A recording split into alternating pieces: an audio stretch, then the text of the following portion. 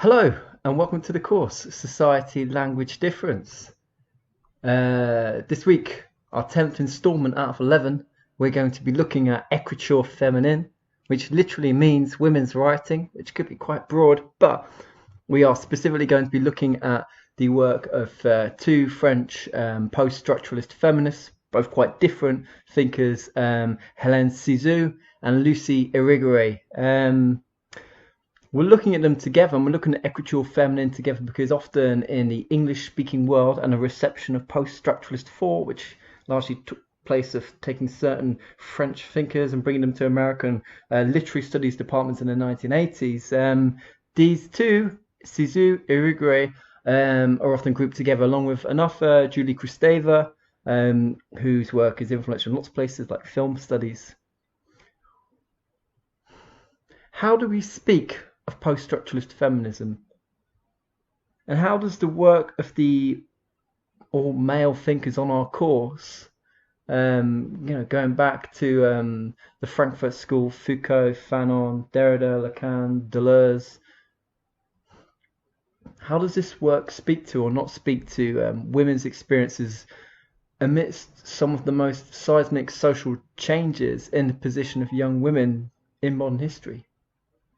Young women in French society, what does it mean to speak of desire? What does it mean to speak of difference? What does it mean to talk about collective power or self-expression? What does it mean to think about the structures of language and power, and how a male subject is constituted by those? Well, what we're going to see over the next hour or so are a series of very interesting radical directions, exploring not only what it means to be a woman, which is something that Simone De Beauvoir had raised in the late 1940s, but what it means to express female subjectivity in writing more broadly. So let's have a look at the agenda. We're going to begin by talking about Écriture féminine. I'll just kind of give you a little bit of a brief context, and then this will take us into part two, where I'll give you a bit of an overview of feminism in France from Simone de Beauvoir up to the early 1970s. The thinkers that we're going to be talking about, Cixous and Irigaray, both readings are from the mid-1970s. So we need to kind of know what happens, and this again also has a bearing on social and political and cultural developments from the 1960s into the 70s. And this is going to be useful to both, we're going to understand how Jacques Lacan and Jacques Derrida provided an important foundation for thinking about language and how language can be gendered in different ways. We're going to look at this intellectual foundation. We're then, after that, going to turn to the first of the two readings, which I have set you and which this recording covers. Hélène Cixous' The Laugh of the Medusa, which is translated into English and published in 1976. And then we're going to talk about Lucy Irigaray's, this is actually her second work, Dissect, which is not one, of which I set you a really good interview from this book. Okay, let's begin with Hélène Cixous, and just a quote which kind of really sets the scene about what women's writing might incorporate. Bear in mind that it's Cixous herself that who initiates this term, Écriture féminine, women's writing. So what's it all about? Cixous, this is from The Laugh of the Medusa that we'll cover in a little bit. Quote, "I shall speak about women's writing, about what it will do. Woman must write herself, must write about women and bring women to writing, from which they have been driven away as violently as from their own bodies, for the same reasons, by the same law, with the same fatal goal. Woman must put herself into the text, as into the world and into history, by her own movement."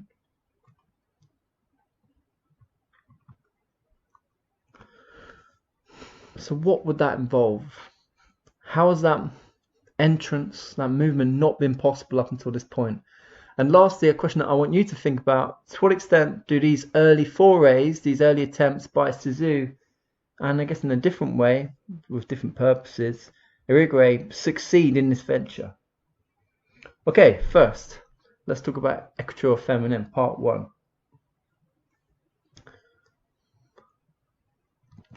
So at this point, it's worth thinking about the backgrounds of someone like Cixous. I'll tell you her kind of more of a biographical story a little bit later, but just here just in terms of her background in the study of literature. Cixous, like Derrida, in lots of ways, but in one way, shared an early scholarly interest in the work of James Joyce. And Cixous' kind of interest and her point goes back to how women have been represented in literature. Traditionally, women and female sexuality has been represented as passive, as limited, as offered. Women are usually the objects of male action, of male power. Women have things done to them, but rarely are they agents, at least in kind of traditional literature, novels, poetry.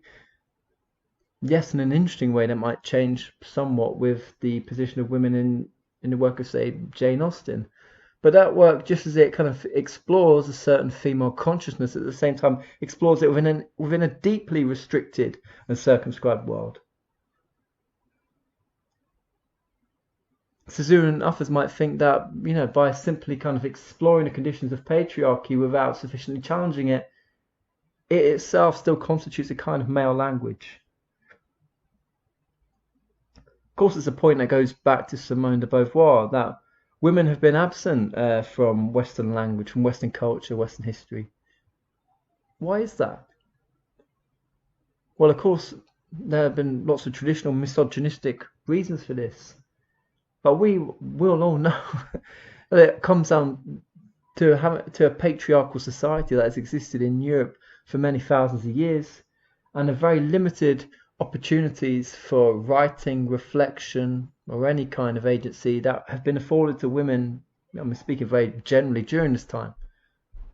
Virginia Woolf, writing in A Room of One's Own, talks about the importance of having a space to think, a space to write.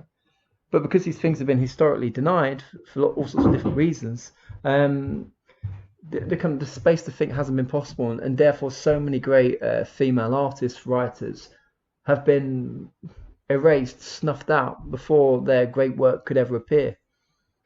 Virginia Woolf gives the example of Shakespeare, Shakespeare's sister. What if Shakespeare were a woman with the same literary gifts, with the same psychological insights? What would happen? Well, this Shakespeare, as we know, it wouldn't exist. But these are historical things, aren't they? And what I want you to kind of think about when we start looking at the context of feminism in France in the 60s and 70s, a period that's sometimes known as second wave feminism, I want you to think about how changes in one's own personal rights thereby necessitate the possibility of thinking about the space and then the language of women's writing, of genuinely female writing. That's the context that we need to kind of consider everything in.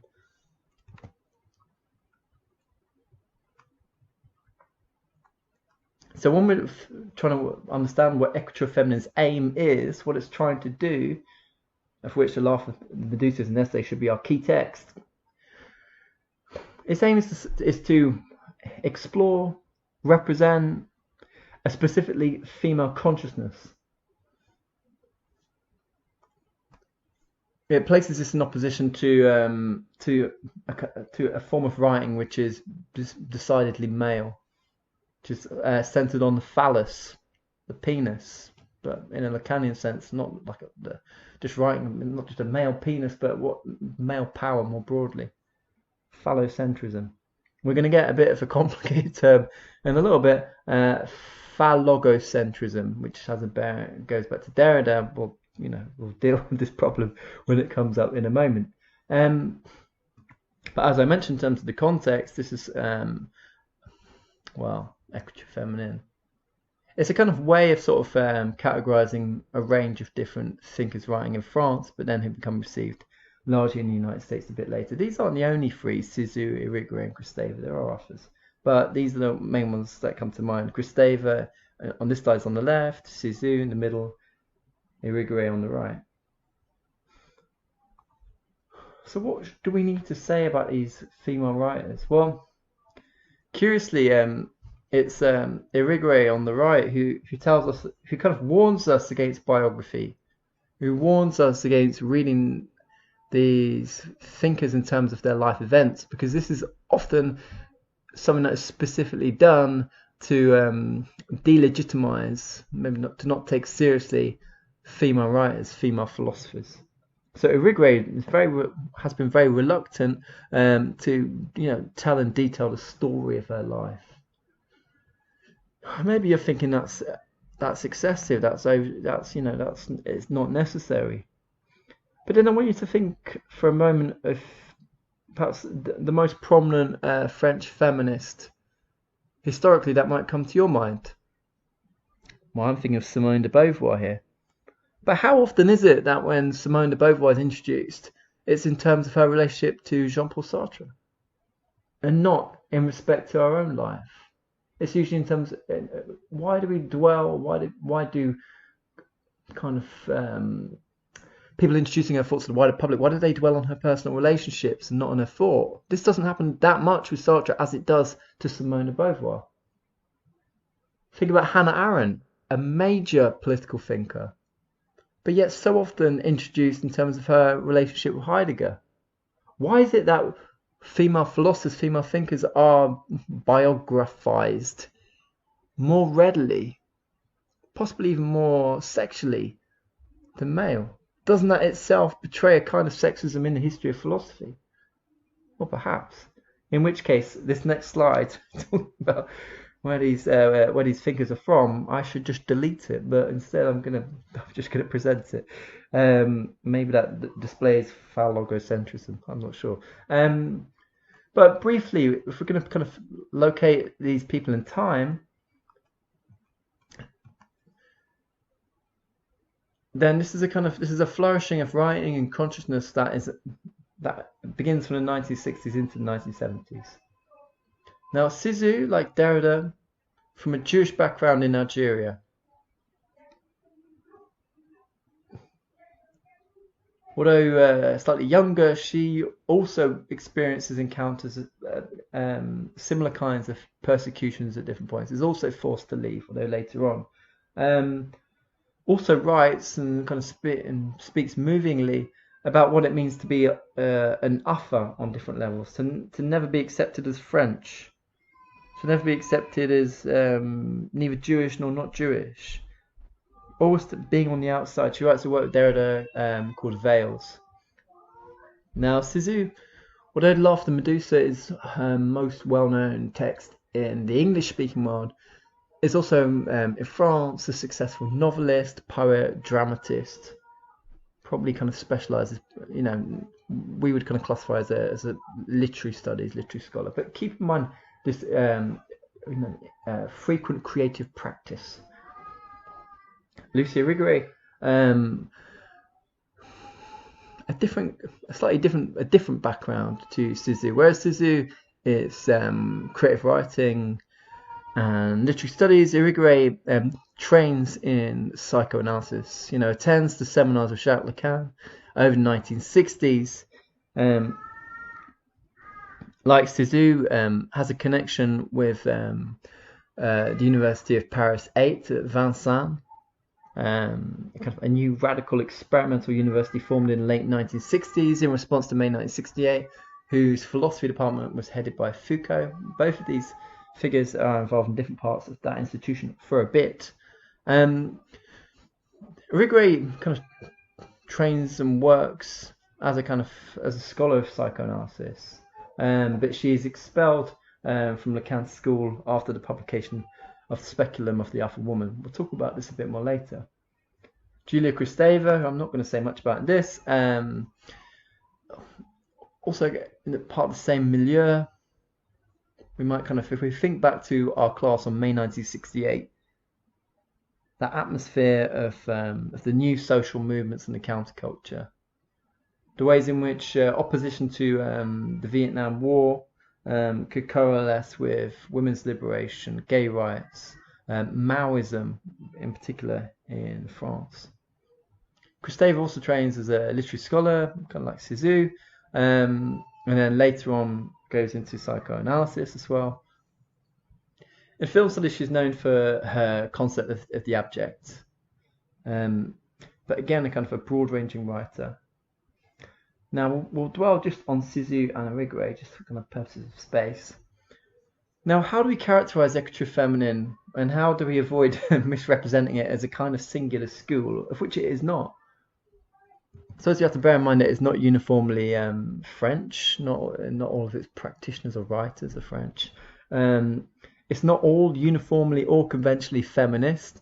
And Irigaray is criticised by some feminists later on for the ways in which she essentializes women's bodies. Speaks about female embodiment as a kind of universal experience in some ways. Rather than trying to kind of reduce them to kind of one particular approach or camp, which is kind of risky, I think a better way of thinking about this is as a kind of broad series of approaches that, in Julia Kristeva's words, quote, calls into question the very posture of this mastery being patriarchal mastery of speech, of subjectivity, of how the subject is presented. When you're thinking, what do you mean the subject?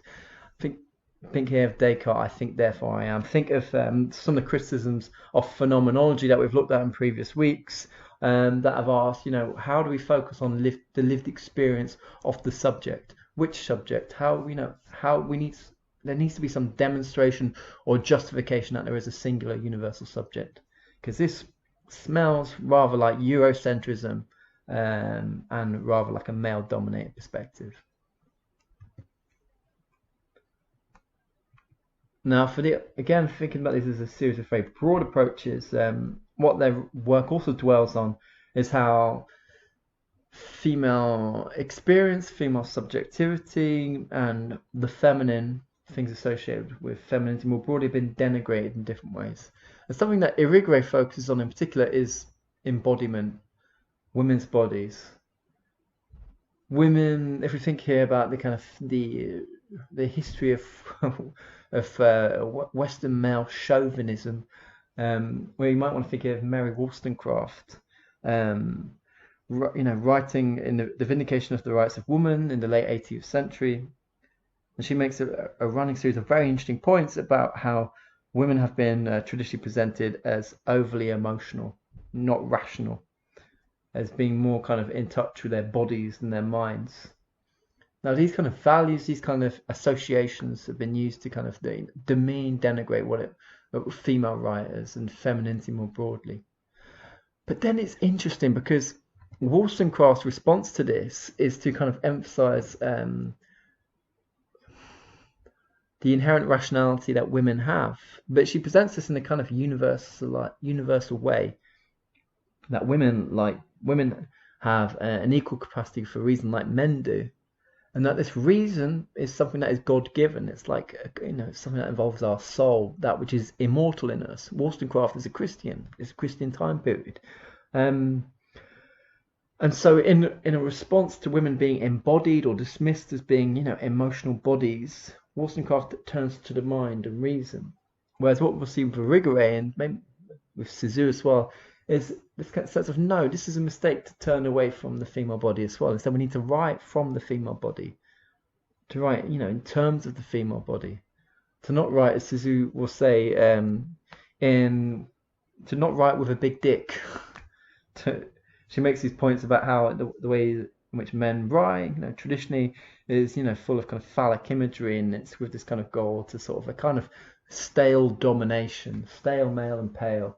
Whereas female writing involves much more multiplicity, creativity. So this isn't about this isn't a response to chauvinism by trying to become more male, if that makes sense. It's instead looking at what female embodied writing would be like. And Cixous, Irigaray, neither of them are in turn saying this is what female writing should be like. There are no shoulds here. There are no woulds here. Instead, there is this turning to something that needs to be created, needs to be developed. This interest in the new, make it new, Ezra Pound, modernism. We've talked about literary modernism in terms of Derrida before, and I think it's interesting to think about literary modernism with this. Cixous says, quote, "It is impossible to define a feminine practice of writing. For this practice can never be theorized, enclosed, coded, which doesn't mean that it doesn't exist, but it will always surpass the discourse that regulates the phallocentric system. It's always creative, always involving that it's trying to kind of outmaneuver that which, in the words of Deleuze and Guattari, might re-territorialize experience in some certain direction or mode or way. It's inherently multiplicitous. Let's now turn to the position of feminism in France at this time. We're going to use this part 2, to think about Simone de Beauvoir and to try and draw a link between de Beauvoir, whose work you may have come across before, a more familiar kind of feminism, with the kind of feminist intellectual practice happening here. Okay, so Simone de Beauvoir, The Second Sex, has a stirring, famous line in it. Here is de Beauvoir. One is not born, but rather becomes a woman. Now, it's a deceptively simple but really striking statement, isn't it? That to be woman, to be female, isn't just about the biological body that you're in, but it's about the social and cultural training that begins from the earliest of ages into expectations, demands, desires, roles that you should inhabit in different ways. Now, Beauvoir writes The Second Sex at the end of the 1940s. It's a really productive time for Simone de Beauvoir, like Sartre during the Second World War. You know, during this time of kind of Vichy collaboration, the rise and fall of the Nazis, profound intellectual work is taking place. There's a great essay that Beauvoir writes called The Ethics of Ambiguity, which is a very interesting exploration of what an existentialist ethics would be like. What makes this text really interesting? I like it. I prefer what she has to say to what Sartre has to say on this, because she explores an existentialist ethics in terms of our relationships to others, and it involves there's space here for compassion and care and interest in others. It doesn't suffer from this drawback that I sometimes see in Sartre's existentialism of an over to and kind of blinded concern with oneself as a kind of free spirit in some way. Now this is all in the late 1940s, and so The Second Sex is a major extensive work that comes out, and it's one of the first philosophical accounts of what it means to be a woman. I mentioned Mary Wollstonecraft earlier, but that her scope in the vindication of the rights of woman isn't about exploring what it means to be a woman or how women have been represented. It's a challenge about that goes back to double standards, and it explores these double standards in terms of the Enlightenment's kind of general demands for the recognition and importance of reason in our lives. A much earlier work than Wollstonecraft's, Christine Pizan's The City of Ladies from the 15th century, in its own way is another kind of important pre-feminist text in challenging traditional male chauvinism that had deemed women incapable of being philosophers and scientists. Pizan in The City of Ladies, says this is bullshit. But Beauvoir goes much further in this work. It's philosophical, but it deals with questions that kind of relate to immediate society. The book is quickly put on the Vatican's index, which is a sign that it's a good book. It begins with this question of what is woman, and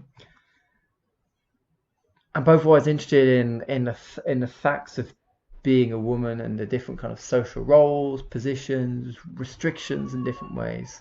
It explores these facts in relation to myths, and there's this running emphasis on lived experience as a kind of authority against double standards, against ignorance.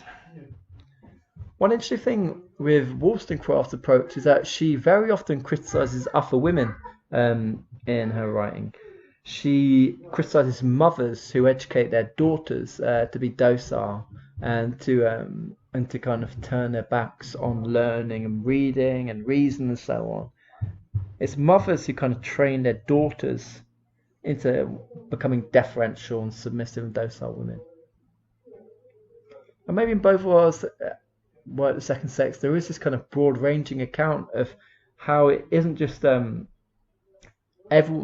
can be complicit in this travesty that has rendered women insignificant in every generation, in the way that Virginia Woolf also described. De Beauvoir says, quote, "It is not women's inferiority that has determined their historical insignificance. It is their historical insignificance that has doomed them to inferiority." Now, Beauvoir is writing about the late 1940s, in which the social position and social options for women are very, very reduced in this time. This is an advertisement for some kind of soap from Australia. And it presents an ideal of femininity here, of motherhood. This woman here has got 8 kiddies under 15. And, it's her contentment here seems to be having a good product to wash dishes with, surrounded by many children. I mean, nowadays, and I'm sure Beauvoir would probably agree with this, this seems like a life of drudgery and misery. Having 8 kids and having to do all the cleaning, and having, very, very little say in what happens to you in your life. To be dutiful, to be docile. Of course, into the 1950s, women becoming increasingly targeted by advertising in different ways, and there is some social opportunities that open up. It is more possible for women, some women, not many women, to go to university. Women can, and we see this here in this magazine that is targeted at women who work, charm. Well, what does it offer these women? Well, it's fashion and beauty advice. Nothing else. But it also tells us about the kinds of occupations that are open to women, that are expected, that are thinkable, as Foucault might say, in terms of epistemes for women in the year 1951 in America. Nurses, teachers, office workers, salesmen, executives. Executives is quite broad. But even with women who do enter the workplace, the assumption would always be that once they have married and have children, which, who knows when that would be, maybe in their early 20s, mid-20s, it's over for them. And it's worth thinking here for a moment about what changes, how at least in UK and France, how the position of women now is different. What has made it different from these representations from the 1950s? What has changed for women? And what has made that change possible? Of course, sexism isn't something that, was just, came about, as a historical phenomenon in the mid-20th century. What we're dealing with here is an attitude that goes back to the very foundation of Christianity and Judaism. Women being the second sex, the title of the book, being formed out of Adam's spare rib as a kind of byproduct, a derivative. When after God realized that the animals weren't sufficient companions for Adam.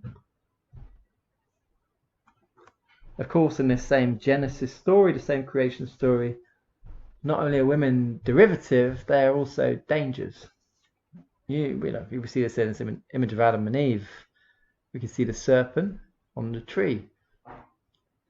Eve passes to Adam an apple. It's commonly depicted as an apple. It's just called the forbidden fruit in the book of Genesis.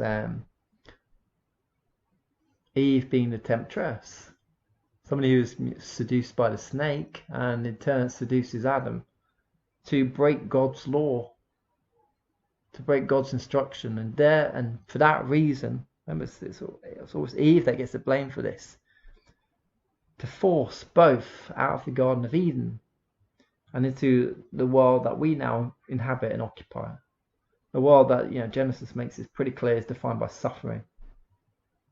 No longer is food readily available all around one, but now man must plough the land and women must suffer terrible pains in childbirth. This is the punishment from God for taking the forbidden fruit. Now, what was the fruit supposed to be for? Knowledge, thinking. Maybe you want to think for a second about the ways in which Prometheus The thief of fire is also punished. But the story is gendered, isn't it? Not only are women derivative, women are dangerous. And the only kind of alternative figure ideal that Christianity presents much later on is the Virgin Mary as an ideal of motherhood. But she's not a real woman, is she? She gives birth to a child that hasn't been conceived through sex. She's a mother who isn't a real mother. And elsewhere in the Bible, women are generally distrusted. There's a lot of misogyny in St. Paul and his letters and other early church fathers. Now, getting to Beauvoir again, the second sex focuses on the female sex's body, woman's sexed body, and places this at their kind of as its focus. So women are the second sex, they are the upper sex, they are the upper of man. And then the ways in which Beauvoir presents this, and if you haven't looked at this book, I really recommend that you do. I also recommend the Ethics of Ambiguity that I mentioned just earlier. Women are not quite human. They are maternal, they are domestic, but they're kind of animal. They're very emotional, they're very earthly, they're very bodily. And man is kind of raised on a higher pedestal. Man is universal reason. Man is the sky. Man is, God makes Adam in his image. God is always depicted as an old man. Well, he's not always depicted because he's not really meant to depict it. But he's usually depicted as a man with a beard, isn't he? He's not depicted as a woman who creates Adam. Beauvoir says, quote, she's talking here about the general position of women in their kind of history of ideas. Quote, she is defined and differentiated with reference to man, and not he with reference to her. She is the incidental, the inessential, as opposed to the essential. He is the subject. He is the absolute. She is the upper. Now, when Beauvoir is using phrases like subject and absolute, there's an allusion to the history of philosophy here. What it means to be a subject, what it means to be a self. I mentioned Descartes earlier on. I think, therefore I am. Why is it always men that are writing about what it means to be a self, to be a thinking thing, to be human in different ways? Well, partly this goes back to the much greater social freedoms and power afforded to men throughout European history, not just in Europe. But also it kind of results in a contribution to our own wider understanding that makes us think that it's only our gifted, tortured men who are capable of writing eloquently about what it means to be human. That's really one-sided. This is what Beauvoir is getting at. The allusion here to the absolute would be, I think, has in mind Hegel. We've talked about Hegel in our first week. A German idealist. I'm going to get his dates wrong, aren't I? Late 18th, early 19th century. And Hegel's Phenomenology of Spirit, a work, we've looked at this in terms of the dialectic. It looks at the journey of the subject to absolute knowing. Absolute knowing being absolute self-consciousness. But this subject, which is presented in a very universalizing way, and we criticized this as deeply Eurocentric in previous weeks, is again a male story, isn't it? Woman is the upper each time. Now, some, have criticized Beauvoir later on, that may, in the kind of freedom that she presents is kind of masculine in different ways. It's a kind of male life and male independence. I'm not sure. I'm just going to suspend judgment. But you might want to think of this in terms of the projects of Cixous and Irigaray. Why do they differ from what Beauvoir is trying to do with this kind of broad sweeping history of ideas approach? Maybe that is a kind of response there, a kind of reclamation of the disregarded female body. There are certainly points later in the second sex, a book of two parts, where there is this kind of deliberate call to arms of the masculine woman. If that makes sense. I'll give you a quote. Beauvoir. The feminine woman, in making herself prey, tries to reduce man also to her carnal passivity. But the modern woman accepts masculine values. She prides herself on thinking, taking action, working, creating, on the same terms as men. Now, there's an interesting question here about why would thinking or taking action be masculine virtues? Why can't they be kind of human virtues in different ways? And if you're kind of worried about this point now in relation to Beauvoir, it's worth keeping in mind the context. Beauvoir's writing in late 1940s France, the late 1940s West, in which the opportunities for having an intellectual life where you have a room of one's own, space to think, and publications that you will be printed in is very few and far between.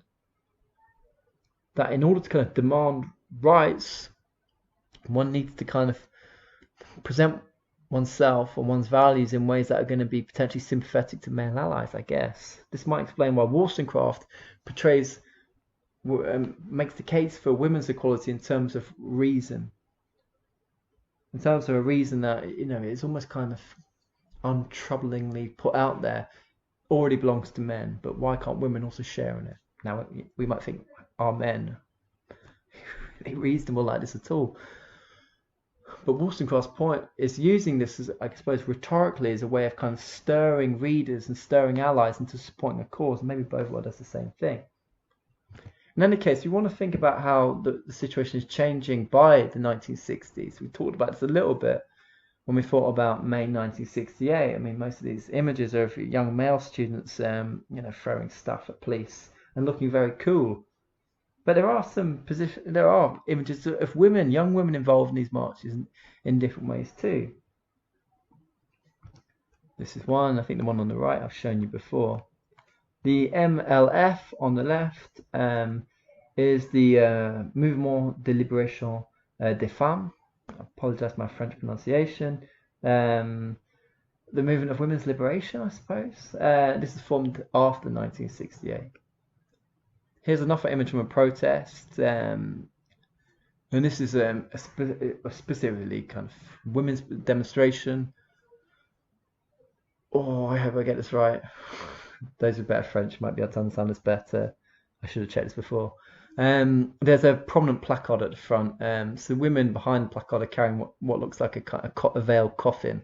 And the placard says, "Thousands of women are victims of clandestine abortion in France," I think. And then there were other women kind of holding placards about the right to kind of free and open contraception. And I think there's some other stuff about the objectification of women in advertising, I think. Anyway, so the context of women's liberation in the 1960s has changed a little. But from a British perspective, some of the lack of rights of women in this period may be quite surprising and quite eye-opening. So in the UK, as many of you will know, there was a Labour government in charge over much of the 1960s, and it brought about a lot of progressive legislation in different ways. Homosexuality, divorce, abortion are kind of legalised and made possible over the mid-1960s. There's a similar movement, a groundswell for more equal legislation, more liberal legislation in France over the 1960s, but the problem is that the implementation is really slow. So it's only in 1965, married women are finally in law allowed to work without their husband's consent. Now in 1967 there is the Neuwirth law, Neuwirth law, which is implemented. Well, it basically legalizes not just birth control, but also, and this sounds really much, this is quite eye-opening, that up until that point, not only had much birth control been illegal, but it had also been illegal to circulate, present any information about birth control. So that's why there were a lot of clandestine abortions and a lot of ignorance, a lot of ignorance around sex education. So in 1967, this law is brought in, but it's basically blocked in different ways for administrative reasons or other things up until 1972, 1974. So it's only, we might say, by the early mid-1970s that proper legal open birth control is available for women in France, which is striking. That's where we can understand why there would be a specific women's liberation movement in France formed in the late 1960s. Another group formed around this time is called Chaussure, to choose. This is a group of women who sign a manifesto titled Manifesto of the 343 Bitches. I think that's how you pronounce Salop. Now, this manifesto is demanding abortion rights in 1971. Again, the law has kind of changed before, but it's not being implemented. But notice that it's been written by Simone De Beauvoir, who hasn't disappeared from the scene at all. And what we should try and see, what we should keep in mind here, and we talked about this with May 1968, didn't we, a couple of weeks ago, that the women's liberation movement in France, while there are specific things on the ground that it is challenging and addressing, is also responding to a wider moment, a wider cultural and political moment of resistance that we have seen in different ways in the UK or the United States, we might say in West Germany.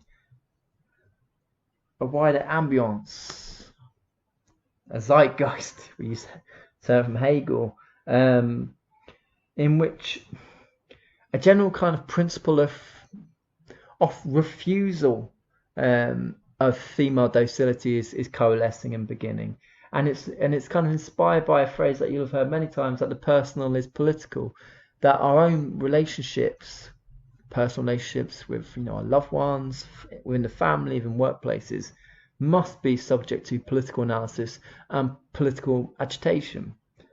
Therefore, feminism isn't just about gaining the right to vote or about securing certain legal rights, although that's a very important, early step.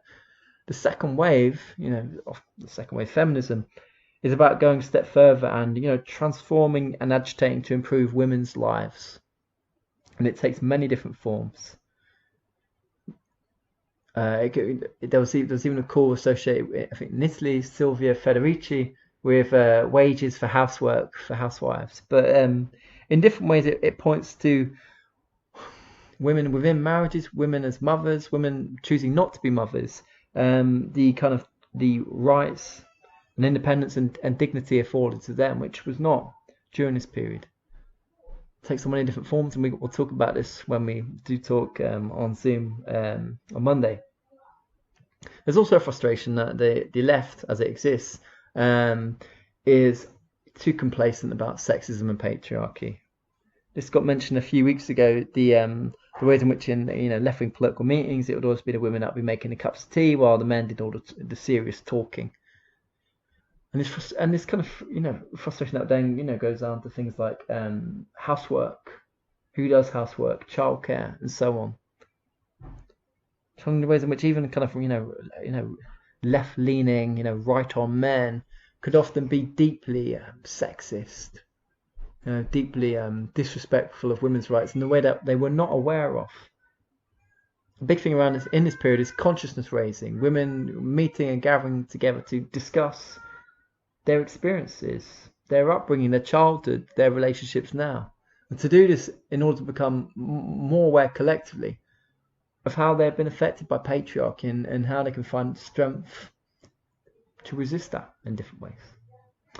Okay, right. In this next part 3, we're going to start looking at the ideas of Derrida and Lacan. Now, it's curious that Écriture féminine turns to two male figures, two male rebels, in order to explore and find a conceptual basis for the radical new ways that it envisions the possibility of writing women's experience of writing in a female way. These rebels are the two Jacques Lacan and Jacques Derrida. Now, we've met both men previously on our course with Lacan. We looked at Seminar 7 and the ethics of psychoanalysis, and we talked there about the philosophy of desire. And Lacan, as we'll recall, presented himself as a Freudian, controversially at the end of his life. But this gesturing being an orthodox Freudian is deliberately deceptive, wonderfully so. And Lacan's, one of Lacan's kind of many contributions is how he kind of takes, develops, and overturns some of the tenets of psychoanalysis.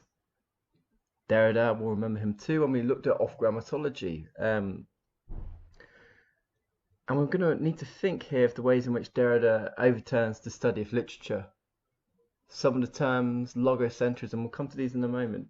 But what I want us to do is situate these two figures within a wider debate about what it means to be human, which is then going to be politicized and developed in a new direction by Cixous and by Irigaray. And this is the debate around humanism. So, what is humanism? Humanism, in terms of the history of ideas, goes back to we could say the Renaissance period. People like Erasmus, Thomas More, Michel de Montaigne. Broadly speaking, it's something that looks to the experience of what it means to be human and to the human arts and human sciences as its prime interest and its prime focus.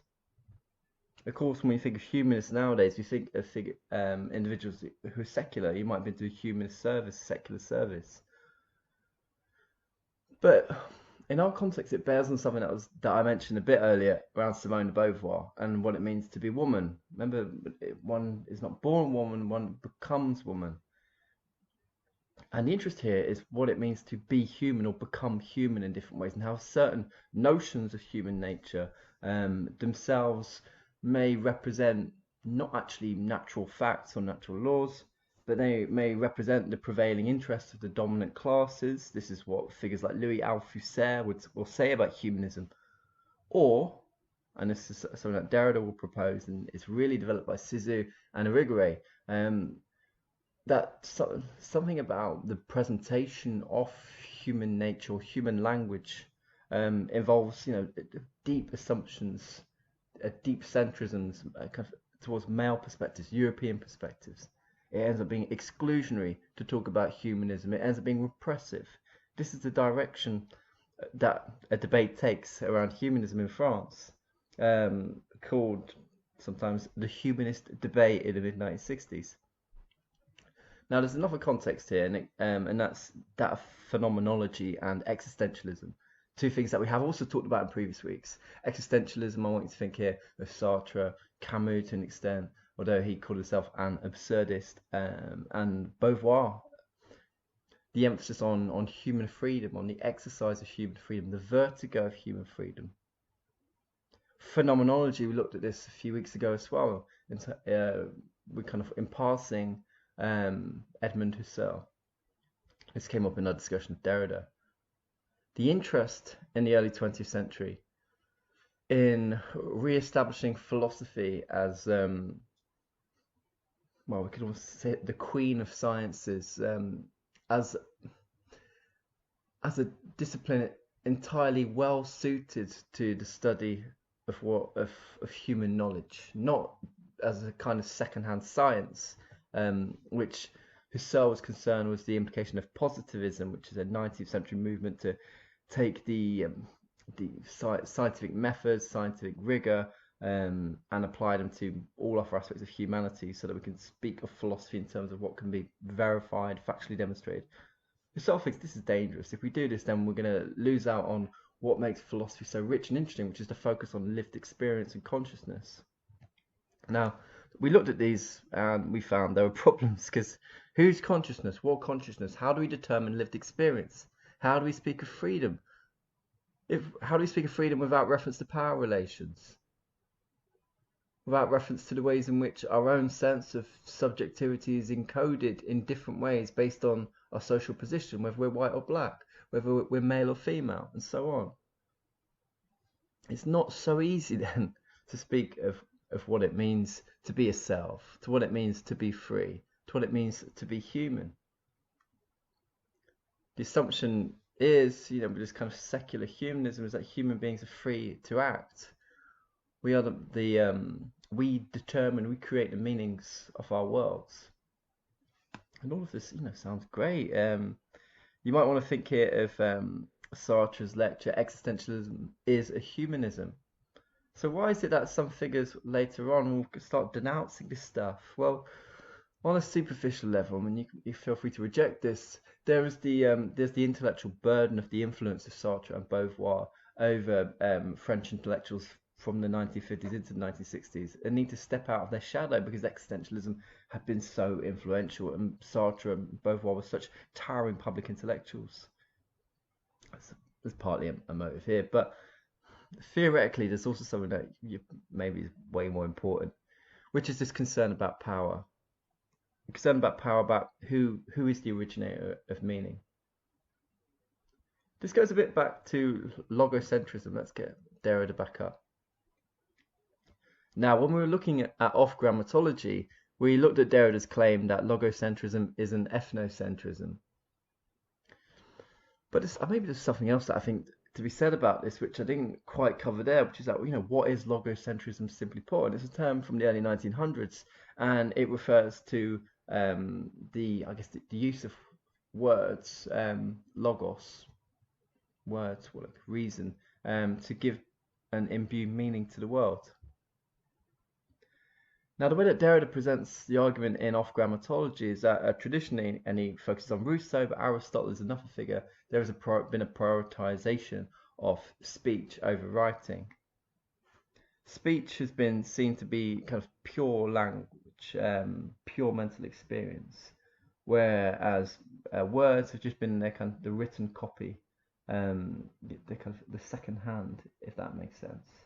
And it's a good quote from Aristotle. I'm just trying to dig it out here as I look, or maybe I'll have to find it later. Yeah, I'll find it later. About how language itself is kind of, I guess there's a preference to speech, or this is Derrida's point. Sorry, I'm being really woolly. I just really want to find this quotation. Yeah, here it is. Aristotle says, quote, "Spoken words are the symbols of mental experience, and written words are the symbols of spoken words." Okay, so this, on a simple level, this is the logocentrism that Derrida is trying to kind of spell out and develop, and it leads, it's kind of where it philosophically leads that is interesting and important. Well, if we assume that the world, can be intelligible to human reason, to human speech, can be explained and spoken in terms of human speech, then that supposes the idea that that reason and language are two things that must be elevated in order for human beings themselves to gain godlike status and power in the world.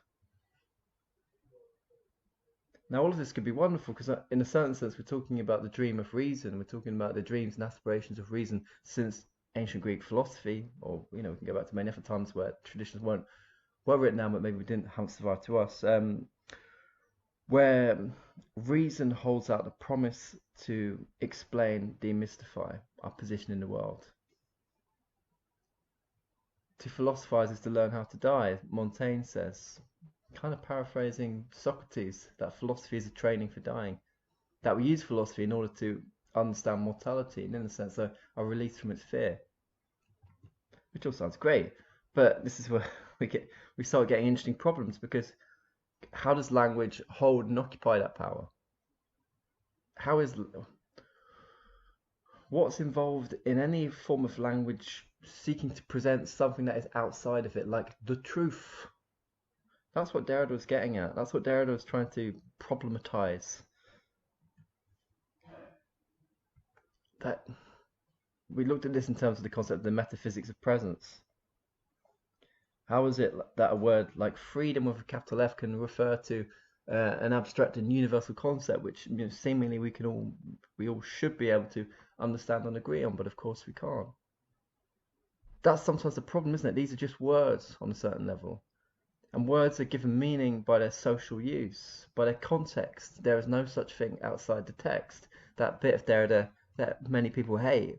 But the point being that everything must be understood in terms of its context. And if we want to think of this in terms of the work that we've been doing on Spinoza and Deleuze and Guattari in previous weeks, then we should think about this in terms of power relations, in terms of the physics of power that we discussed with Spinoza. There's something like freedom, man, human, the author, and so on, are their constructions. They are masks, as Nietzsche would say, that have great power, but we shouldn't assume that they always kind of could have the power to connect to a universal truth, and not one that does not simply instead reflect the dominant social relations in a given society. So all of this is happening here. So this kind of debate and this response around humanism. And then, I've mentioned Althusser a little bit already. Althusser is someone who kind of also wants to challenge all forms of humanism, even socialist humanism. Just because Althusser's concern, Althusser came up in the Spinoza class briefly. He's concerned that if we start talking about a human essence throughout time, and we start, seeking authenticity, and this could even take the form of like an authentic working class, and a kind of a moral kind of socialism. Althusser's concerned that, if we kind of think in these quite limited ways about what it means to be authentic, what it means to be human in this way, at some level we're still kind of reflecting and using the language and the concepts of the dominant class. We're still not going to see things as they are, because Althusser, like Deleuze, is very influenced by Spinoza, and for Spinoza, power is something that has to be understood in terms of our relations with others. It's in our capacity to act and resist always being acted on. It's in our capacity to kind of understand the causes of what affects us. It's much more abstract. So all of this is happening. And then we've got to get on to Lacan. Lacan, we had a great class on this. It's a really interesting discussion. And Lacan, like Derrida, like many figures in this time, are influenced are influenced and interested in what's happening in linguistics, in the study of people like Ferdinand Saussure, a Swiss linguist from the early 20th century. Basically, the idea that we can see a universal structure within language, usually through this signifier and signified. And we had those images before. This is not a pipe, things like this. That a word written down on a page, a symbol, these are signifiers that represent something that actually exists, that we imagine. And that's what science do. And Derrida challenges this later. He says, well, even the signified, even the object that we imagine, is itself a product of all of these symbols that we use for it. So something like, well, how do we imagine something like an apple? Well, on one level, the kind of the drawing of an apple, will hopefully explain this to some of us, but it depends on what kinds of apples you've seen and what kinds of fruit there are in different parts of the world, and then we have the complications of language, different terms, different languages for the same fruit. On a simple, if this is sounding a bit woolly, on a simple level, it's just that society, social relations, and power determine our identities, and determine the way that we think, and the way that we speak, and the way that we are, the way that we use language, and the way that language uses us, and the way that language represents us. That's all that's happening. So with Lacan, we looked at the mirror stage. When is it that a baby discovers that it is actually a singular baby and not just a mixture of body parts? And when is it that a baby discovers that they are actually not at one with their mother, but a separate being? So Lacan kind of presents this through this moment of the mirror stage. This is just a recap. You'll hopefully remember this. Where the child either literally or figuratively discovers that they are a being that exists as a unity. It might be through seeing their whole body in the mirror, but it might also be through seeing another child being interacted with who is like them in some way. Now this brings to an end the union with the real, the union with the mother. This is something that Christeva talks a bit about later. And once we go through the mirror stage, we become part. We can now participate in, I hope that's the right verb, the imaginary order. We're able to kind of understand ourselves and begin to understand the world through images, through imagining. Now, just as this is a moment of strength for a baby to know that you've got a singular identity, it also involves alienation. It's that alienation and separation from the mother. And then it leads to another stage later on of the symbolic, when we begin to use and understand language. Now, language is something that always pre-exists us. We can use language, but we can't invent or create new language. Well, some of our philosophers will do this. But we're all subject to a symbolic order that pre-exists us. Simone De Beauvoir talks about this in terms of the grown-up world, the grown-up rules. That we have to kind of use and learn, painfully, laboriously, at schooling, at home. The right way to write with a pen, the right way to speak, elocution. All of that learning in language is a way of becoming immersed in and being able to communicate in and through not just the symbolic order, as Lacan says, but society more broadly. But what kind of society and whose society? Is this a society where all are equal and all are valued? Well, think about what we're covering today in Fanon. Of course not. Sexism, racism, classism. So for Cixous and others, there is this concern that language, the symbolic order, is itself essentially patriarchal. It reflects, well, on a simple level, it reflects a society in which men are kind of considered to be are given more rights and more power, more leeway than women. Certainly so in mid-20th century, late 20th century France. But then there's another thing here, and this is where Cixous is drawing on Lacanian psychoanalysis, which is about language itself. Language itself being kind of male in a way. So Lacan says that the structure of language itself is centered on the phallus. And so there's something about the symbolic order which itself kind of represents a male form of representation, a male form of speech. In the symbolic order, a signifier refers to a signified. One thing, one word, one symbol, one drawing of an apple refers to one particular thing. And what Cixous would do is, and this happens in the Laugh of the Medusa, she's going to challenge us and say that actually, genuinely female writing, genuine lecture féminine, is not going to use conventional representation of the established symbolic order. Instead, it's going to be at the margins.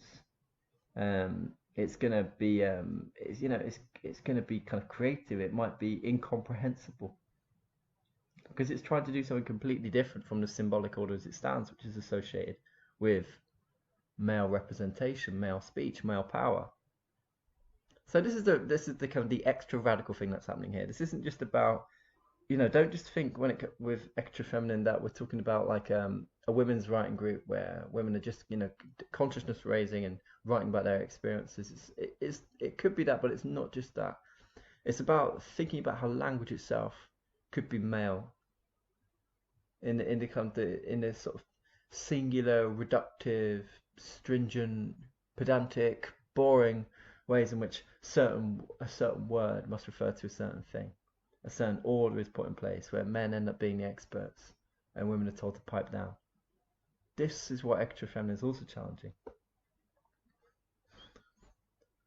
Now, these are ideas that this kind of thinking is present, I suppose, in the canon Derrida, but Cixous and Irigaray in different ways are really amplifying and exploring it in new ways.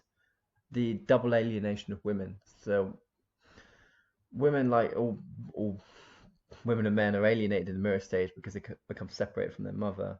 But the double alienation occurs when women are brought into and must participate in a symbolic order, a language that kind of on deep level restricts female expression, which kind of speaks in a male way.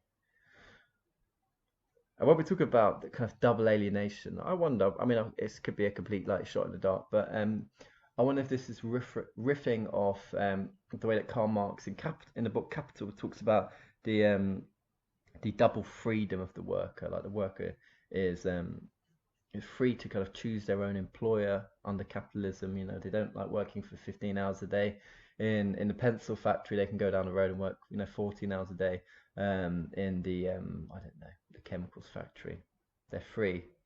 It's not much free, because the freedom is also the fact that they're free to starve, they're free to die, they're free to sleep on the streets.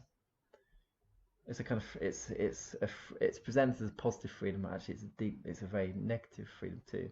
Maybe this is just a long shot, isn't it? Okay. So for Cixous and Derrida, I mentioned before about the kind of links, in terms of their experiences, their backgrounds, and so on. Now Cixous more uses Derrida than Irigaray will, and so Cixous is interested in logocentrism, and also, this is, get ready, I'll put it up, although it's on one side, phallo-logocentrism, which is actually a term from Derrida, although it's really explored in much more depth by Cixous later on.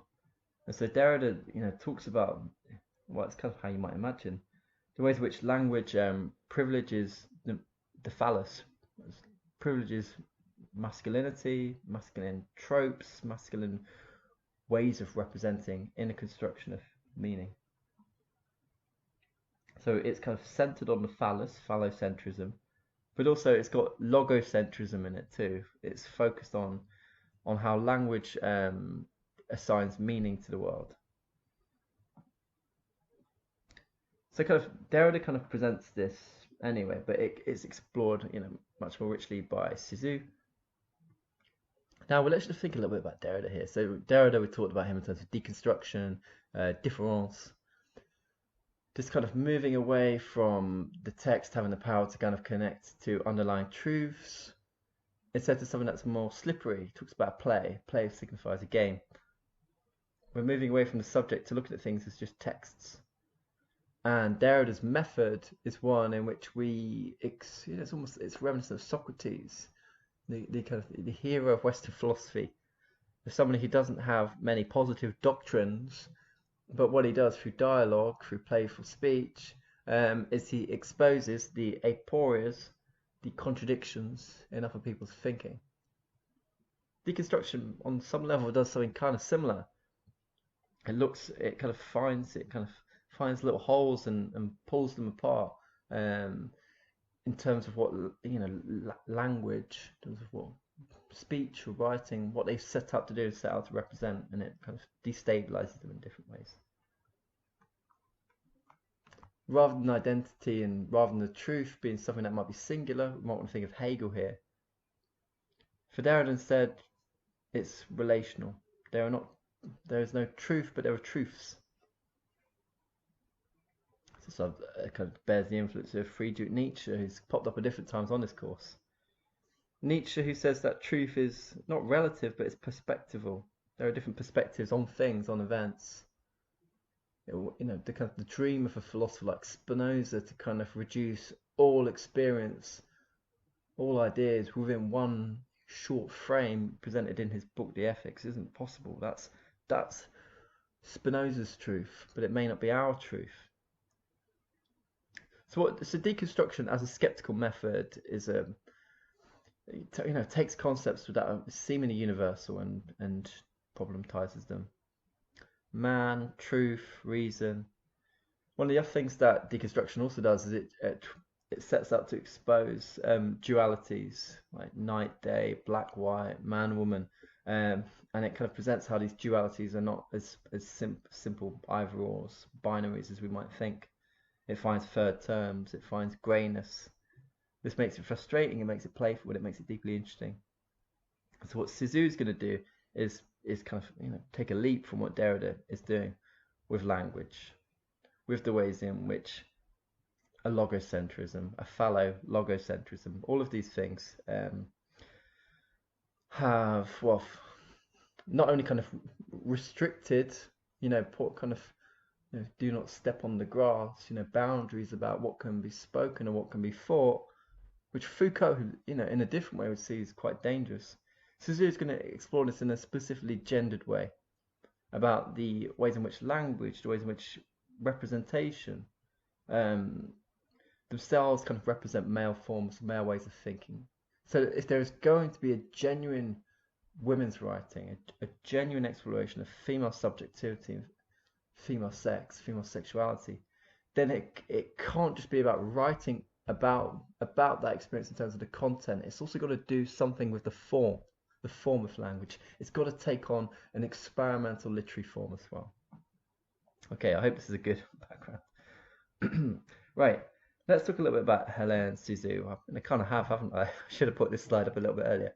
But let's turn here to the essay Laugh at the Medusa and think a bit about how Cixous, it kind of sets out to, do l'écriture féminine, to do women's writing. Well, I Laugh at the Medusa. So my recommendation is that you have a go at reading this before you listen to the next bit. The Laugh at the Medusa, I hope you found an enjoyable and interesting read, even if some parts are a little bit hard to follow at first.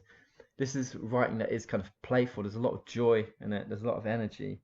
There's a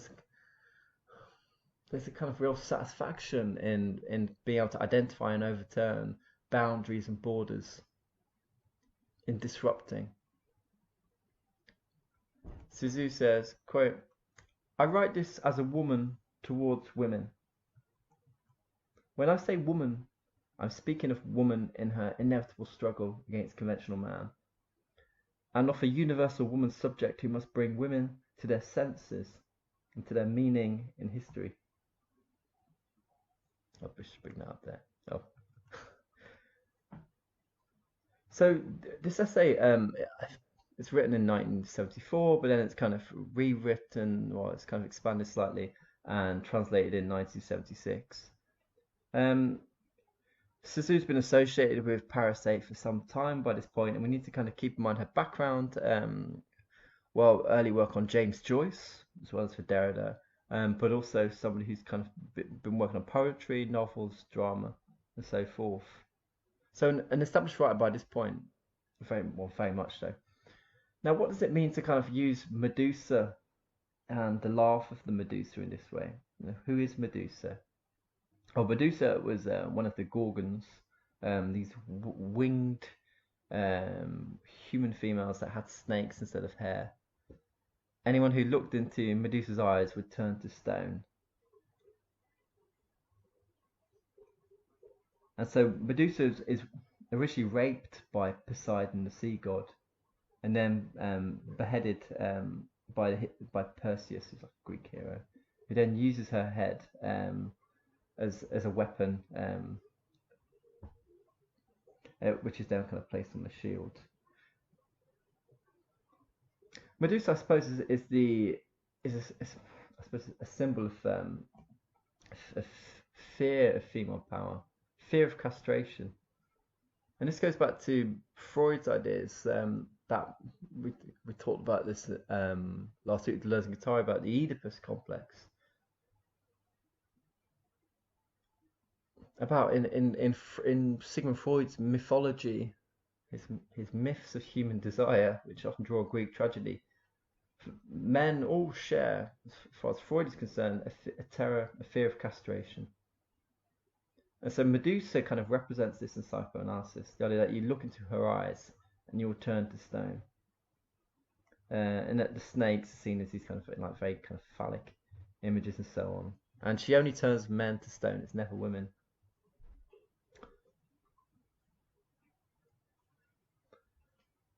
So Medusa becomes a symbol of, I guess, a kind of female insubordination, female rage, female defiance.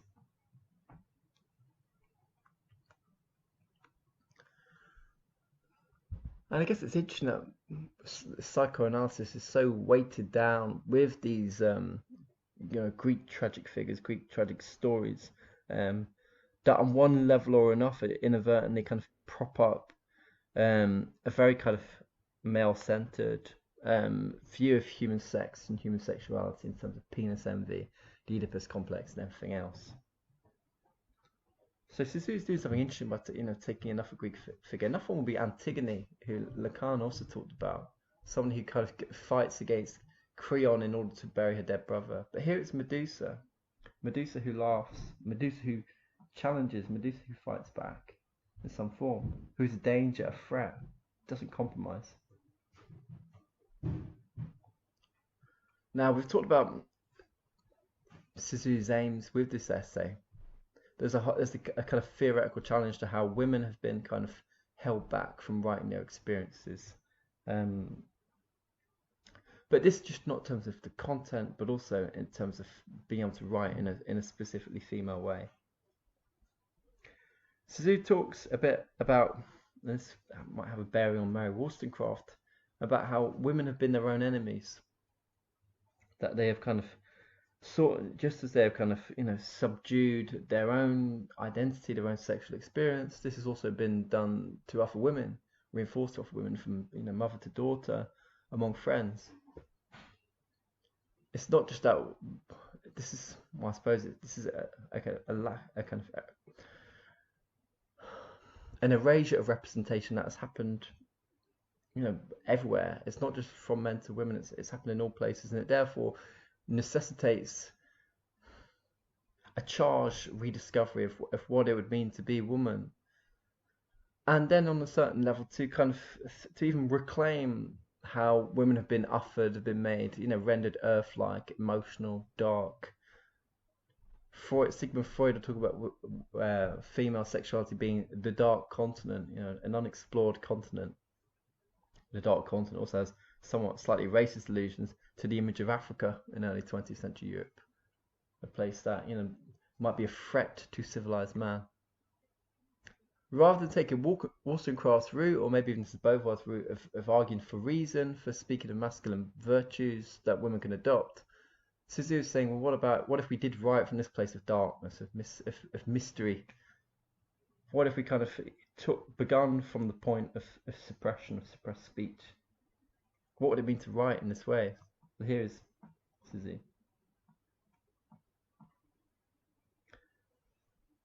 Quote, "It is impossible to define a feminine practice of writing, for this practice can never be theorized, enclosed, coded, which doesn't mean that it doesn't exist, but it will always surpass the discourse that regulates the phallocentric system."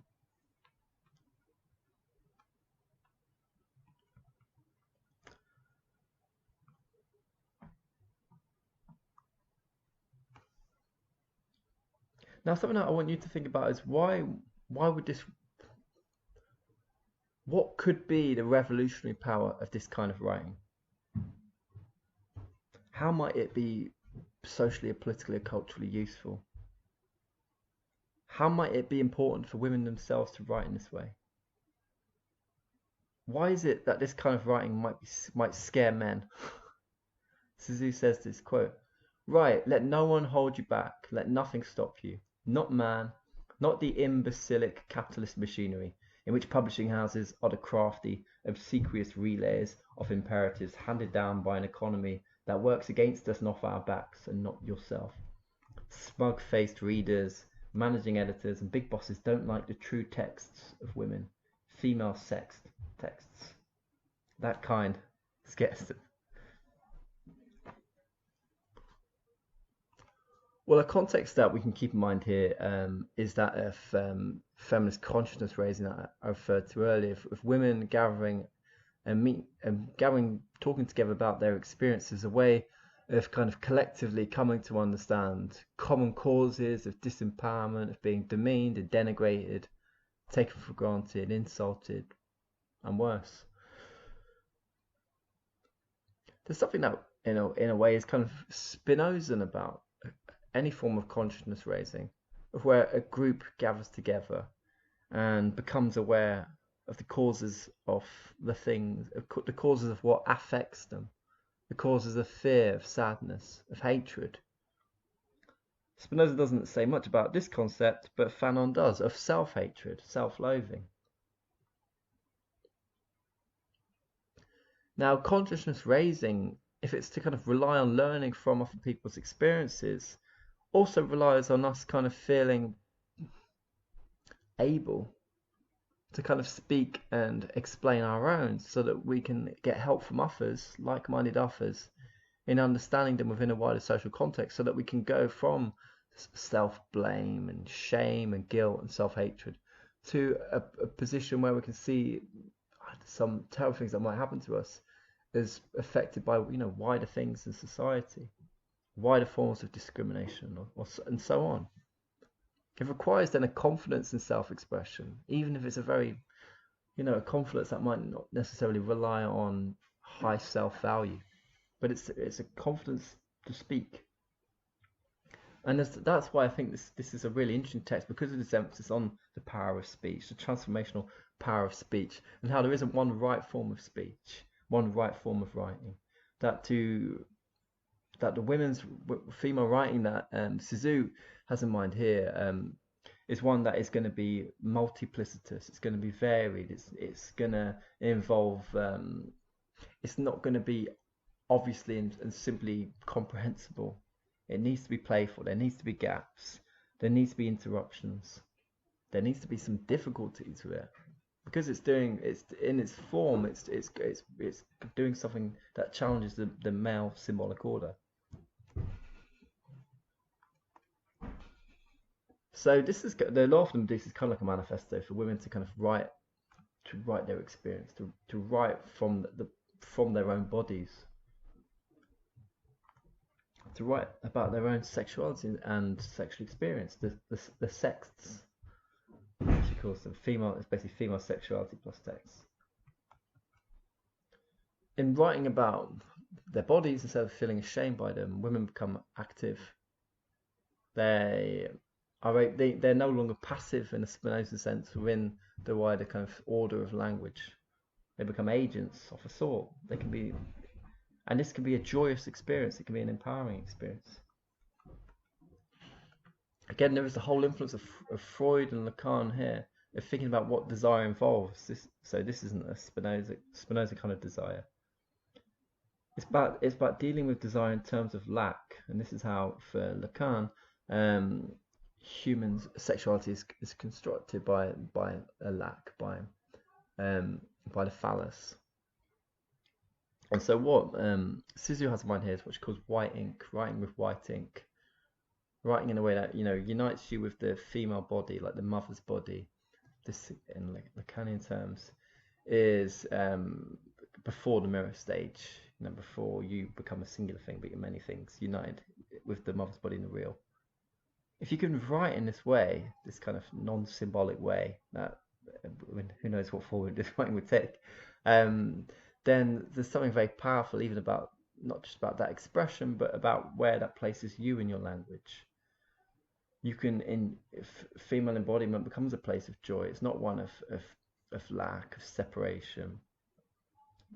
I suppose we might say, and this is a charge that was sometimes made against what Beauvoir was setting out, it avoids women becoming second-class men, if that makes sense, in terms of the kinds of power that they were seeking. This is power, perspective, speech from women's bodies, from women's mouths, and this is what the work is trying to do. It's a manifesto. It's for a writing that doesn't yet exist. Okay, let's turn now to Lucy Irigaray, who's slightly different. More immersed in the world of psychoanalysis, more immersed in the world of Lacan, and there'll be less Derrida here in this part. So we want to go back to this this quote that I mentioned just briefly earlier from Sigmund Freud about the dark continent. Freud says, quote, "The sexual life of adult women is a dark continent for psychology."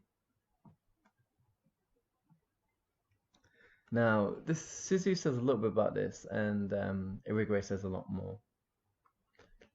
Irigaray is kind of concerned about the myths of desire that Freud sets out and what they mean, the ways in which they effectively erase female sexuality. It's a dark continent for whom? And maybe there's something within psychoanalysis and in the stories and tales it tells about desire which excludes, which censures female sex, which makes it, defines it all in terms of male sex.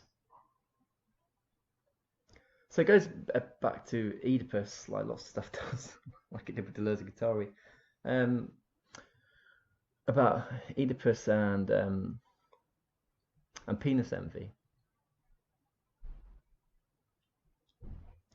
So Freud describing infant sexual development, describes children at a very young stage as being polymorphous perverts. That they don't have a kind of a fixed, fixed understandings or processes of sex or sexual gratification. They can be focused on one body part and then another. And in kind of Freud's account of how female sexuality develops, there's this kind of switching from a focus on different body parts of the body, the clitoris, the vagina, an attraction that moves from females to males. But for Freud, part of the kind of the becoming of female sexuality involves the becoming passive. To be active, what we kind of later associate with the phallus, is to be masculine. To be feminine is to kind of be passive, retiring, docile, to have things done unto you. And a big part of the story too is that penis envy. That female sexual development is also defined by this deep awareness of not having a penis and envying that men have a penis. And so the way that Freud presents it, it goes back to the story of the second rib, doesn't it? Women are kind of aspiring but deficient men. I mean, I personally think all of this is really ludicrous, but I'll just explain what Freud says anyway. So, I think Irigaray's concern with the kind of the Freud version of female sexuality is that it's kind of it's normal, and it's kind of proper, I suppose, or it's inevitable that women become passive, that they aspire to have a penis, that they are focused just on the vagina, they're focused just on reproduction, and heterosexuality is the end result. Irigaray enough, I think this. Well, actually, we saw this with Deleuze and Guattari too. That there's something about psychoanalysis which, even though it sets out to be very radical, it talks about the unconscious. It's not explaining anything through good and evil from a Christian perspective. Ultimately, it seems to just simply reinforce the existing authoritarian nuclear family. It's a kind of it's a tragic family where everyone is unfulfilled and miserable in different ways, but it's the same nuclear family. Deleuze, Guattari, and Irigaray think this is questionable. So here is Irigaray. Her first major work is Speculum of the Upper Woman. This is a Spanish translation on the right. And this is an important work in its time, and as a result of it, what a challenge in this book to the Lacanian understanding of sex, of female sex. Irigaray loses her job at Paris at Vincennes.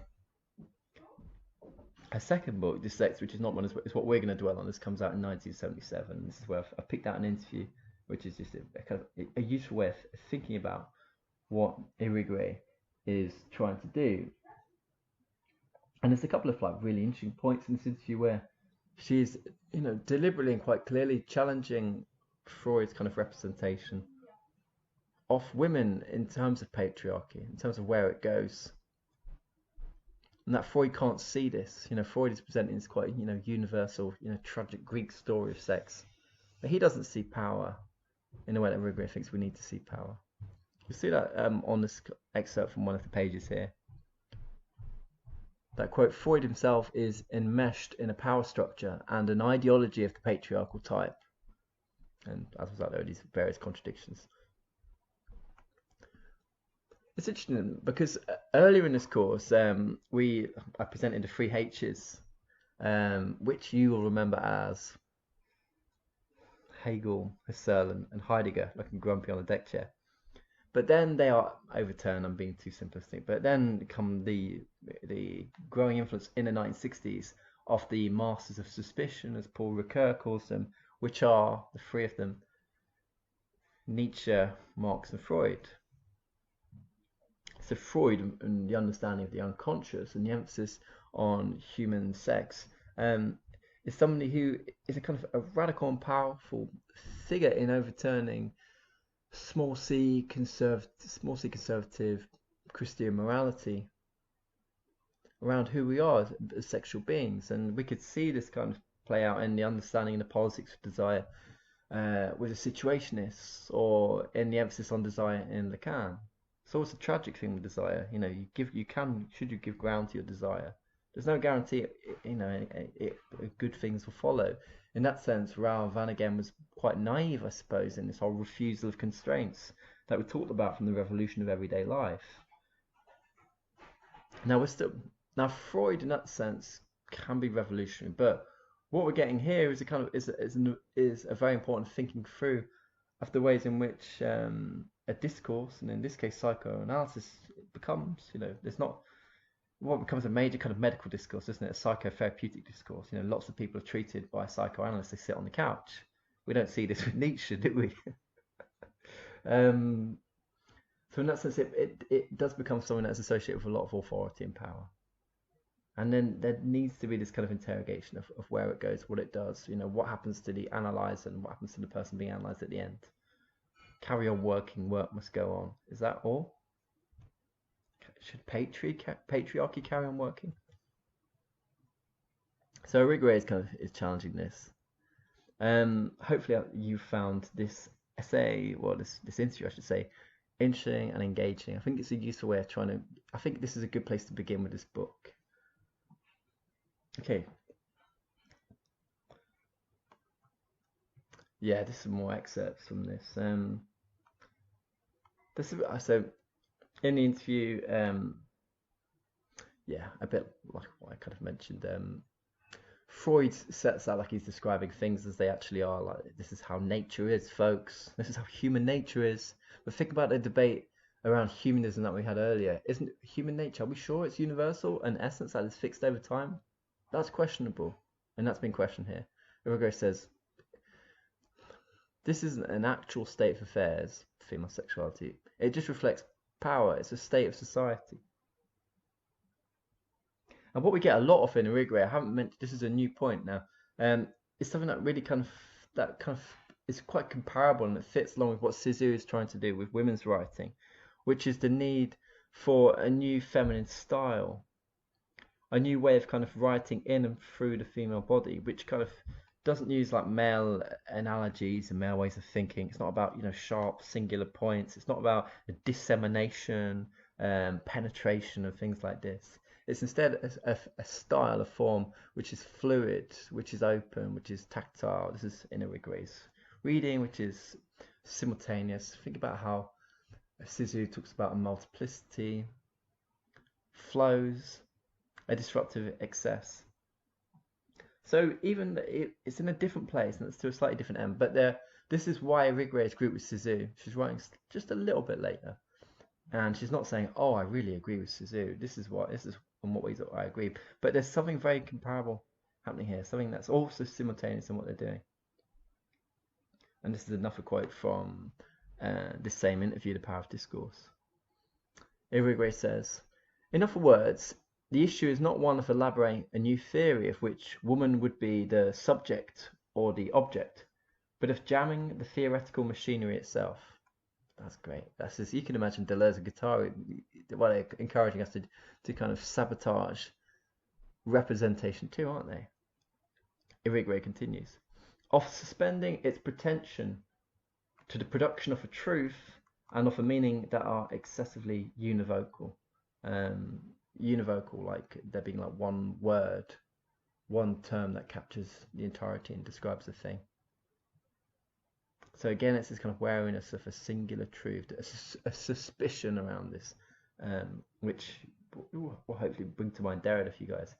Irigaray continues, "which presupposes that women do not aspire simply to be men's equals in knowledge, that they do not claim to be rivaling men in constructing a logic of the feminine that would still take ontotheologic as its model." We'll try and come back to that in a moment.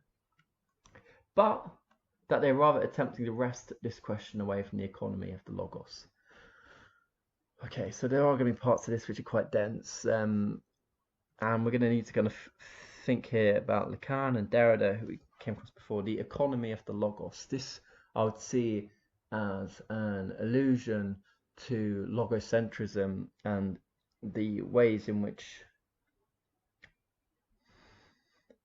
words, language is used by some to represent and explain all experience in one format, in one structure of knowledge, in one science, in one way. This is what philosophy and science has always done, kind of to bring the gods down to earth. But the challenge for these readers is that what kind of system of knowledge, what kind of presumptions, presuppositions does this have?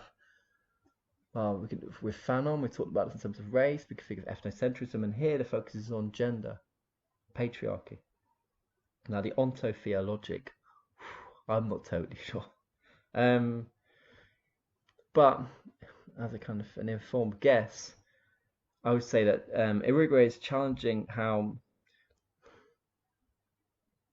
a universal foundation for knowledge, for all knowledge, being intelligible to reason, again represents kind of male interests, male language. Ontology, which is the philosophical understanding of being, what it means to be a being. Theology, the kind of study of scriptures, probably got that wrong, and logic.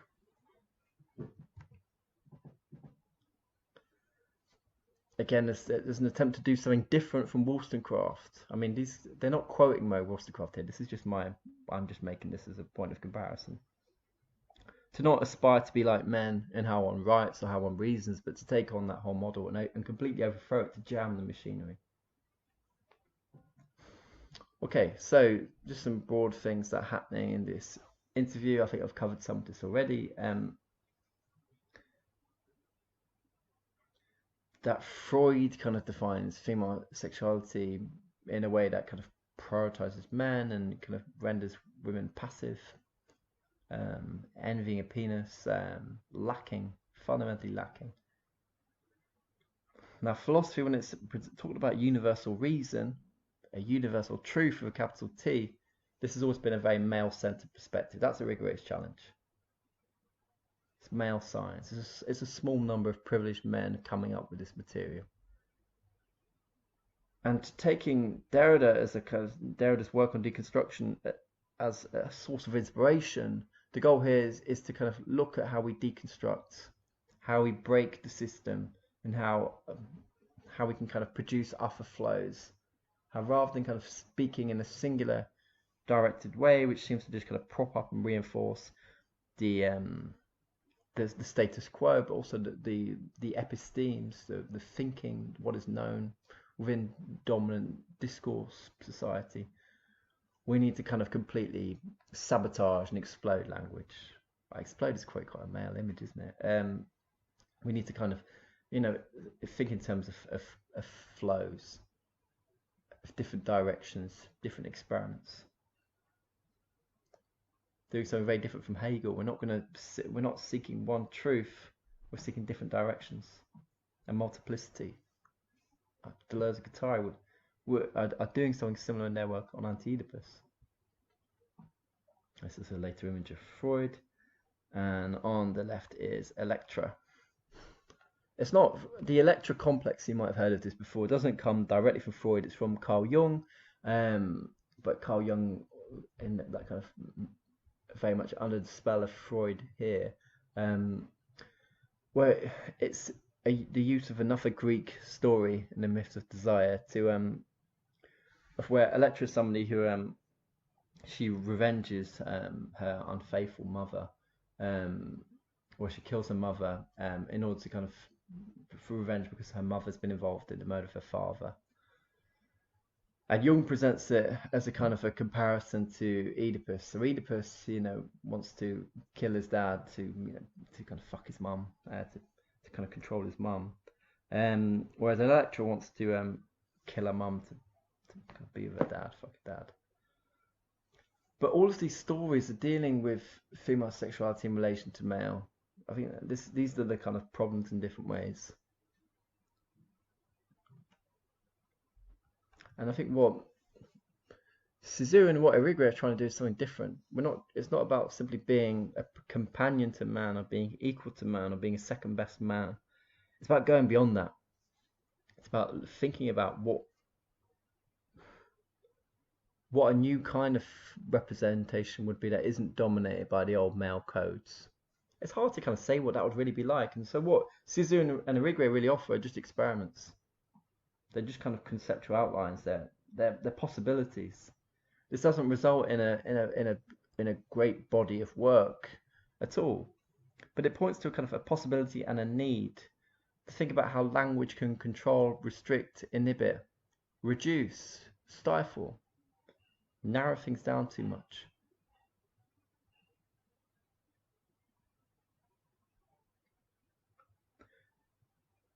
Irigaray says that sexual difference is, quote, one of the major philosophical issues, if not the issue of our age.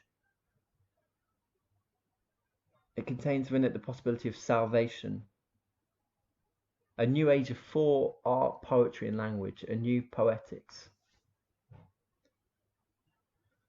Now what sometimes Irigaray is challenged for this, in her kind of turn to kind of a female embodied experience and language and writing, there ends up being a kind of an essentialized sense of what it means to be a woman in different ways. So a woman is like this because it's not like that. Maybe it's an effect of this kind of attempt to kind of overthrow a kind of a traditional male dominated language in the first place. Irigaray kind of sees this happening from the beginning of language. That, you know, and we don't get this in English, but in French, you know, more kind of masculine, more powerful things are masculine and not feminine in a gendered language. That things that are feminine are usually passive. They're for men. And so what Irigaray wants to do is not kind of raise women to a kind of to be the same as men in some way, but to see men and women as two different genres of the human race.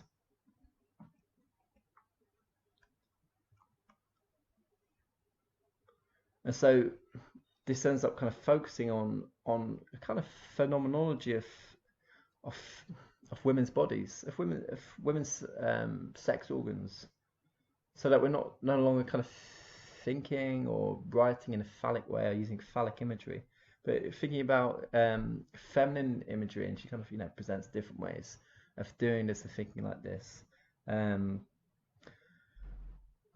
kind of like emphasize female sexual difference, which is again useful and important. But when we're kind of thinking this image earlier of the male and female toilets that I've just found off Google Images here, this is kind of slightly different from where maybe directions have gone for some on the left in terms of championing sex, sexual identity and sexual difference.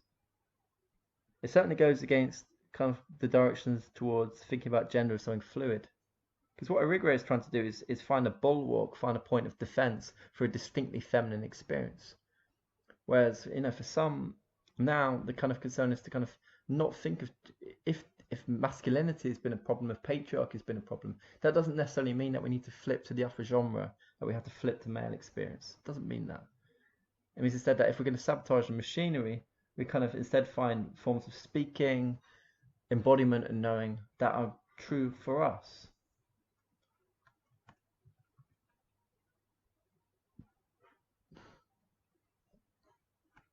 All the same, and this comes up in Irigaray's later work, there's something quite hopeful about this. If men and women can sexually understand themselves and validate and reciprocate in ways that are meaningful and recognize their difference, then there can, in this kind of space of difference, there can be happier relations, there can be wonder, there can be freedom, there can be attraction. That human joy, one thing that Lacan and Freud didn't think was possible, might appear in some form at the end. Okay, right, let's start wrapping up. So, Écriture féminine. We've been focusing just on Irigaray and Cixous, but there are lots of others, Catherine Clement, Julia Kristeva. Each are looking at how female subjectivity is kind of determined, is encoded in language. Language can be inherently male. Language can stifle female experience. The point then is to kind of think about how you retool language, how you repurpose language, how you can find a new language, a new form of expression that sets out a space for female writing, Écriture féminine. Now this is all heavily influenced by Lacan and Derrida. So maybe is there an overestimation here of the power of language itself? How does language and theory, why does it gain this importance? And this ends up becoming a criticism of post-structuralist feminism more broadly, that it's very abstract, and that it kind of it takes women away from more immediate and urgent struggles around sexual rights or birth control, or struggles in different parts of the world where these things are not freely accessible. It becomes a kind of a slightly ivory tower thing. I don't know. I don't think this is a particularly fair criticism, but it's an interesting one. A kind of a wider point that feminism, is this kind of reactionary narrative that feminism loses its way in the 70s and 80s. This is not true. In fact, feminism becomes more relevant, more powerful. But certainly, this kind of feminism here is quite different to the earlier forms of feminism, of say the 60s or of the suffragettes and so on. But that doesn't mean that it's any less important, because it's dealing with language and it's dealing with self-expression. On some level, it's incredibly important. It's just that these are difficult projects, and what Irigaray and Cixous are doing is they're exploring a new kind of method. What it also means is that, this is sometimes a criticism, that the examples that Cixous offers use are usually male writers.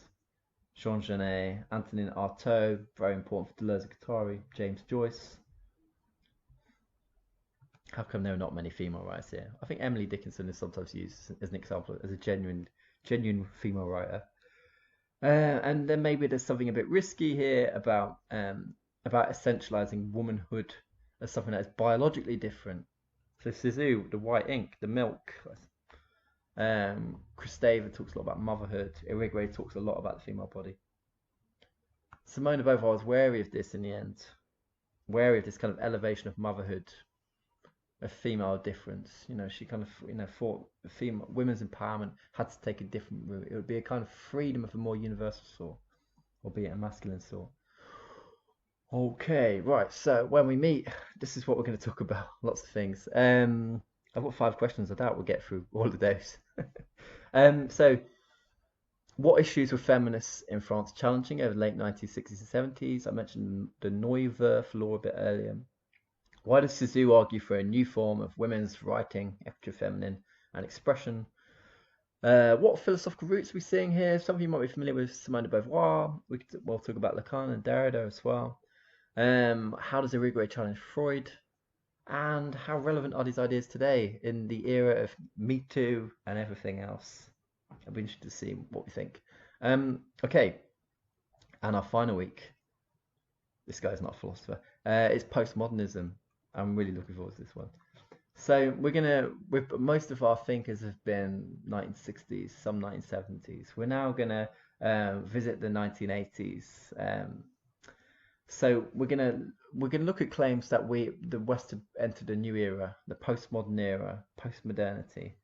Different Jean-François Lyotard offers kind of date this to the end of the 70s, but then we get Frederick Jameson and David Harvey who talk about the 80s. What does this mean? Is this a new era? What does it mean to be postmodern? Is there such a thing as postmodern? Is this just one of these annoying terms that are just invented in order to sell books? Or is there something genuinely different about how people work, how they live, how they shop, how they understand themselves? I think that's true, but we need to explore it. We're going to be using Jean Baudrillard as our thinker. Somebody who is involved, like many are, in the events of May 68, very influenced by the Situationists. There's a lot of Situationist ideas in his work. Does postmodernism is this the kind of point in which the dreams of 68 are completely to dust? Is this a point of pessimism? To what extent can we connect it with the analysis of the spectacle and Guy Debord? So the main thing we're going to look at is Jean Baudrillard's Simulacra and Simulation, I think from 1981.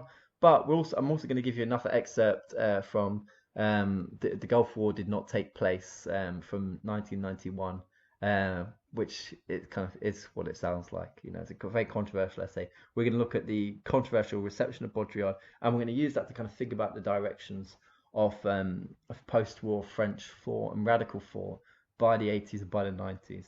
A new mode, a new movement, a new pessimism, and new possibilities As Deleuze will say in the postscript on the Societies of Control, which comes out in the year 1990, there is no need for hope or fear, but to find new weapons. So we'll talk about those new weapons next week. Okay, thanks very much, everyone. Take care.